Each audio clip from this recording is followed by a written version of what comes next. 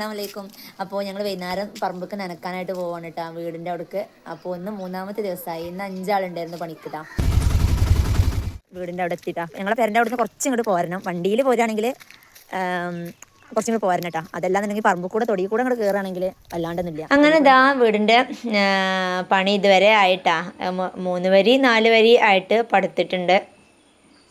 അപ്പോൾ ഒരു ദിവസം 5 ആൾ 6 ആൾ അങ്ങനെയൊക്കെ ഉണ്ടാവലുണ്ട് കേട്ടോ. ഇന്ന് 5 ആളുണ്ടായിരുന്നു. 3 ആൾ പടവേരും, ബാക്കി 2 ആൾ ഹെൽപ്പർമാരും കേട്ടോ. പിന്നെന്താ പറയുക, രാവിലെ 6 മണിക്ക് ആൾക്കാർ വരും.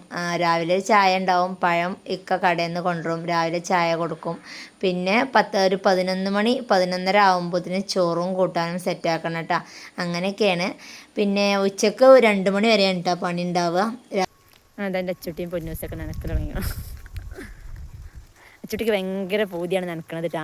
അപ്പോൾ ഓള് പെട്ടെന്ന് വണ്ടിയിൽ നിന്ന് ഇറങ്ങി ഓടിയതാണ് നനക്കാൻ. ഇവിടെ പറമ്പിൻ്റെ മോളായതുകൊണ്ടേ നല്ല ചൂടാണ് കേട്ടോ. ശരിക്കും പറഞ്ഞാൽ പണിക്കാർ പണിയെടുക്കുന്ന കാണുമ്പോൾ നമുക്ക് തന്നെ ഒരു ഇടങ്ങേറ് തോന്നും കേട്ടോ.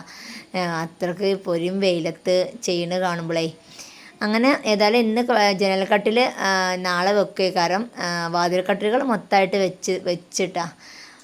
പിന്നെ എന്താ പറയുക, അപ്പോൾ ഇത് ഞങ്ങളെ വീട് വെക്കണത് എന്ന് പറഞ്ഞത് പുറം തേക്കണില്ല, പുറം തേക്കാത്ത വീടാണ്.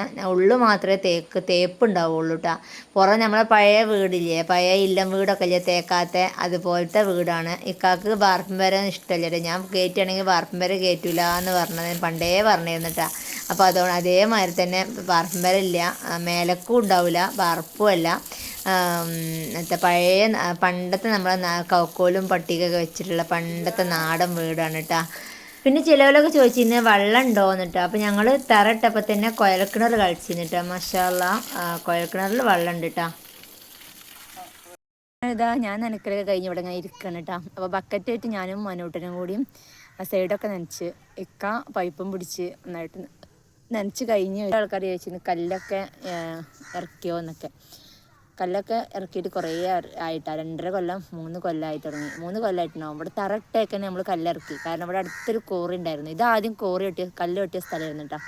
ഇവിടുത്തെ കുറച്ച് താഴത്തൊരു കോറി ഉണ്ട്. അപ്പോൾ ആ കോറിയിൽ നിന്ന് പെട്ടെന്ന് കല്ല് നമുക്ക് ഇങ്ങോട്ട് കൊണ്ടുവന്ന് ഇടാമല്ലോ എന്നൊക്കെ പറഞ്ഞിട്ട് കല്ല് തറട്ടേക്ക് തന്നെ കല്ലുകളൊക്കെ കൊണ്ടുവന്ന് ഇറക്കി വെച്ചിരിക്കണം. കണ്ടില്ലേ.